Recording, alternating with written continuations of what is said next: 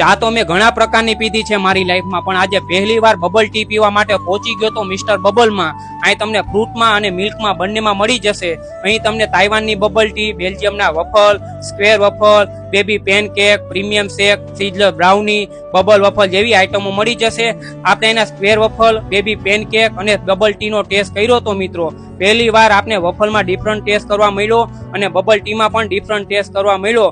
જો તમારે આવી બબલ ટી અને વફલનો ટેસ્ટ કરવો હોય ને તો પહોંચી જાજો મિસ્ટર બબલમાં.